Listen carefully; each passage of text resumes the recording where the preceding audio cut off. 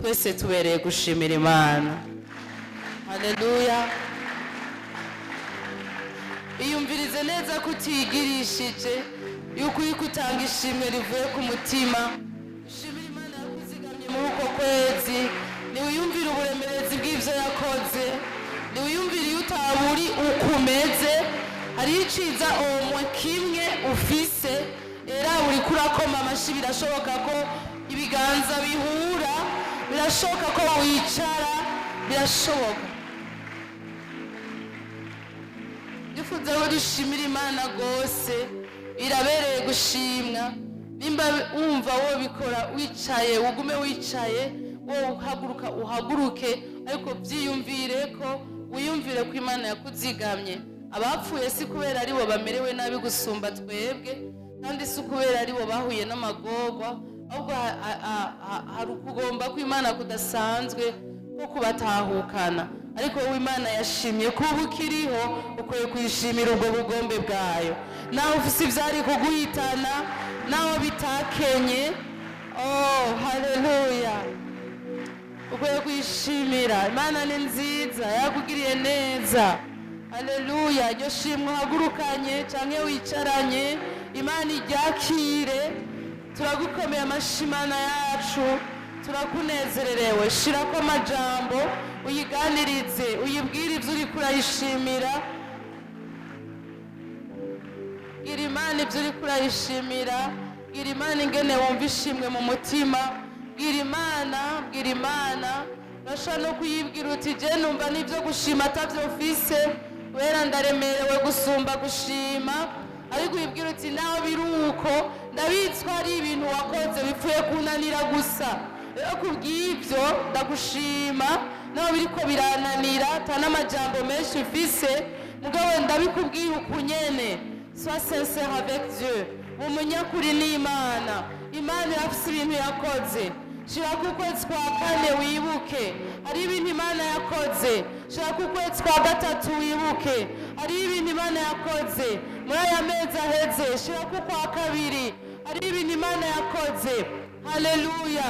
Shira ku kwa mbere hari ibintu Imana yakoze. Shira ku mwaka uheze hari ibintu Imana yakoze. Shira ku imyaka y'imbere hari ibintu Imana yakoze. Imana irabereye ishimwe, birayibereye kwishima, birayibereye kwicubahiro, birayibereye gufata umwanya bavuga ati ibindi ndabihagaritse, reka mbanze ndagushikanira ishimwe, ibindi ndavyihojeje, reka mbanze ndagutazire, ibindi ndavyihojeje, reka nibuke ico wakoze. Uri Imana ingirira neza, uri Imana niteze ko kazoza. Niwaraba imbere uraza gusanga ari ufise kw'ivyizigiro, uraza gusanga hariya muri kazoza ariyo witeze ko izohashiraho, nizoshiraho iminsi izoza, nizoshira n'ibizoyiberamwo. Imana irabereye ishimwe. Haleluya. Cyubahiro cyose ni icawe. Uri Imana nziza. Mwami ndakomoje mu mpwemo amashimwe aba bantu bategerezwa kuba bariko baratanga ariko batariko barayatanga kubera hari ico wewe wakoze. Ndabinyaze uwabitwaye mw'izina ryawe Yesu Kristo. Uwivye amashimwe y'abana bawe nagaruke wemu yera, twirukankire dushikire ahantu Mwami abana bawe ishimwe ryabo ryanyagiwe, ryanyazwe rija. Urigarukane abantu babibagiye, bibuke abumva baremerewe. Mwami Yesu Kristo, bibuke ko hariho ivyari kubaremurura. Ishimwe ryawe rigaruke kandi utwakirire amashimwe turiko turaguha. Nanje ndahagaritse imitwaro, ndagushimiye ko aba bantu baje hano, ndagushimiye ko wabazigamye, ndagushimiye ko wabagwaniye ingwano, ndagushimiye Mwami yuko waduhaye ubugingo budashira, ndagushimiye ingene wagiye urabana natwe hagati muri ko kwezi guheze. Ijambo ryawe rikatumurikira, ryatubereye umuco, ryatubereye inkoni twitwaje ikatugarura hajya duhenutse. ikatubogora tukayifatikiza. Turaguhaye icubahiro ku muco w'ijambo ryawe watumurikiye, ukwezi kugahera tutaraheba ivy'agakiza, ahubwo kugahera twafashe izindi ngingo zo kukubaha. Turagukomera amashi Mana ihembura, Mana igira neza, ruwo kwizerwa, ruwo kwizigirwa. Haleluya, haleluya. Ndazi ko Imana yumva amatazirano tuyitazira n'amashimwe twishikaniye.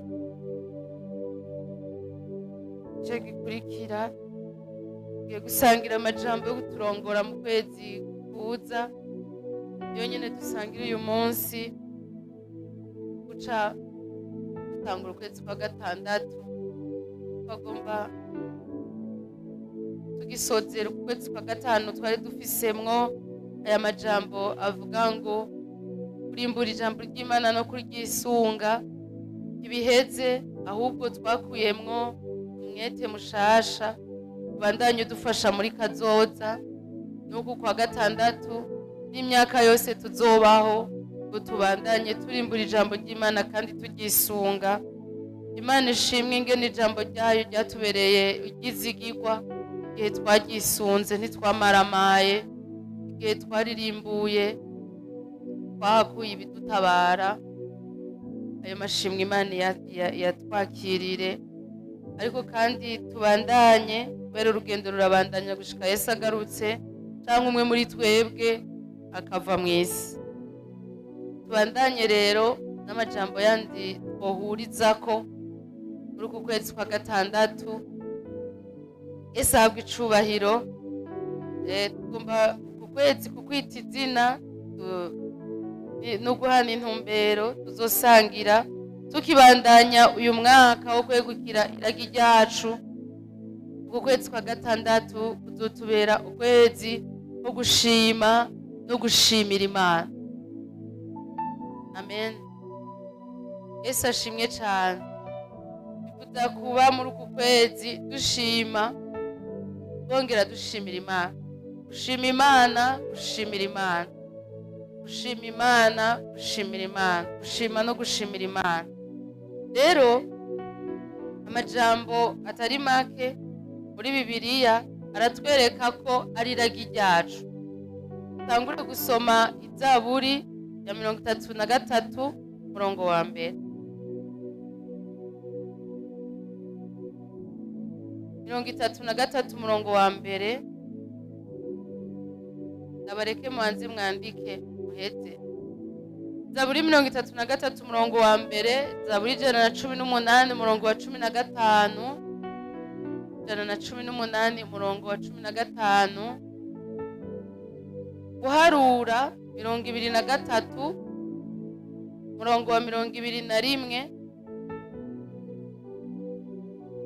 murongo wa 21, Zaburi 103 murongo wa mbere kugeza ku wa kabiri, Zaburi 103 murongo wa mbere kugeza ku wa kabiri, igete rya mbere rya Petero 2 murongo w'icenda, igete rya mbere rya Petero 2 murongo w'icenda. Dusome rero.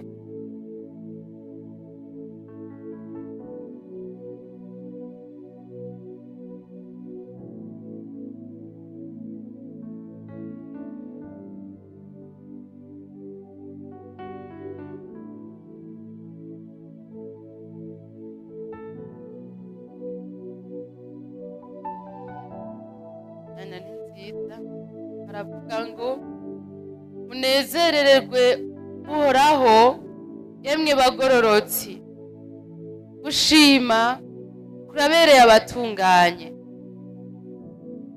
Mushimishe Uhoraho. Namurantunga nibagiye yuko ngatugeza ku murongo wa mbere, tugeza ku murongo wa mbere. Ibi bindi mwashobora kubisoma ntaco bitwaye ikindi gihe. Yesu ashimwe. Bandanirize kuri 118.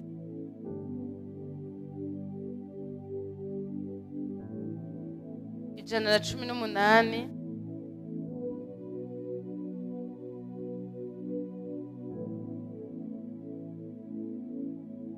umurongo wa 15 haravuga ngo mu mahema y'abagororotsi hari ijwi ry'impundu n'iry'agakiza, ukuboko kw'iburyo k'uhoraho gukora ivy'ubuhizi. Imana ishimwe. Kadusubiremwo. Mu mahema y'abagororotsi hari ijwi ry'impundu n'iry'agakiza, ukuboko kw'iburyo k'uhoraho gukora ivy'ubuhizi. Dusome mu guharura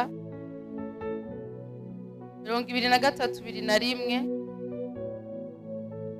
23 umurongo wa 21.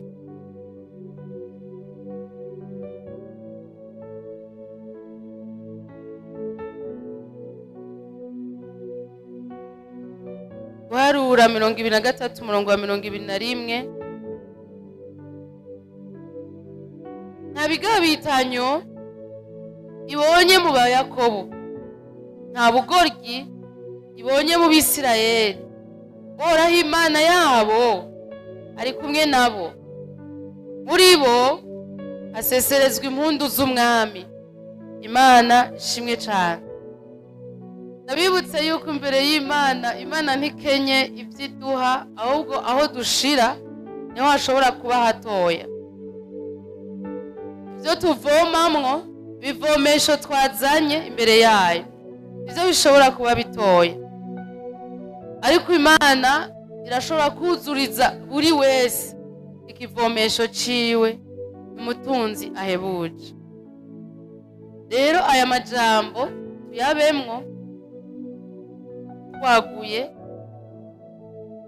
duteze ibivomesho. Ti rero tugomba kuvuga iki?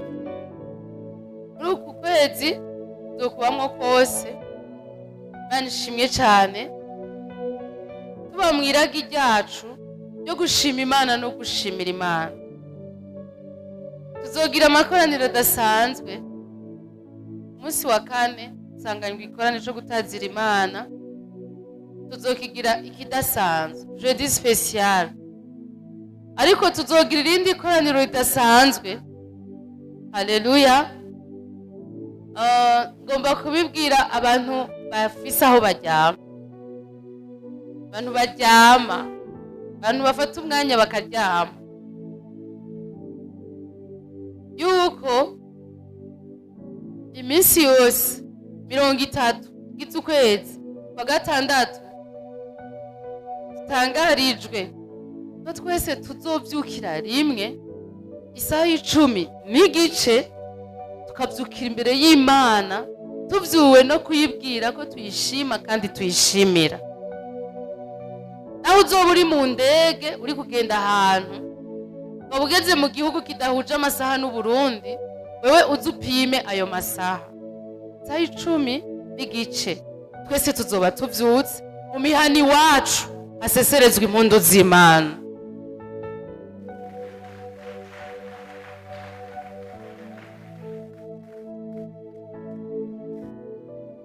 Ganiririza uwo muri kumwe, tubibaza ko ivyo bintu bizozana umwimbu umeze gute.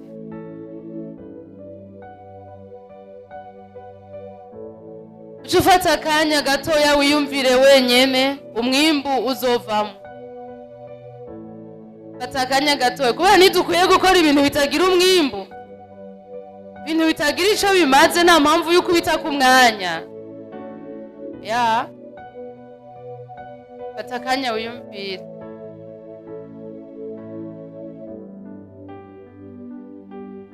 Saa 10:30 abahora bazinduka cane n'abahora baryamira, mbese twihate, tuvyihatire. N'ukwezi kumwe gusa, tuvyihatireko. Saa 10:30 tuzoba tuvyutse imbere y'Imana. Hajya muhiri wawe n'uwundi hariya, uvuga ko tuzogira igikorane kitari muri izi mpome zitoya tubona. Mugabo nimba wa nyuma aba mu gashikanwa, uruhome rwa mbere ruri mu gashikanwa kuri uru ruhande. Nimba uba kure hano aba ku ruhororo, uruhome rwa mbere ruzoba ruri ku ruhororo. Haleluya. Uruhome pana rwa mbere, ahubwo uruhome ruzoba ruri ku ruhororo. nimba kuri uru ruhande uwa mbere ari hirya yo mu mivo, uruhome ruzoba ruri hirya yo mu mivo. Nimba hino uwa mbere ari Nyamurenza, uruhome ruzoba ruri hariya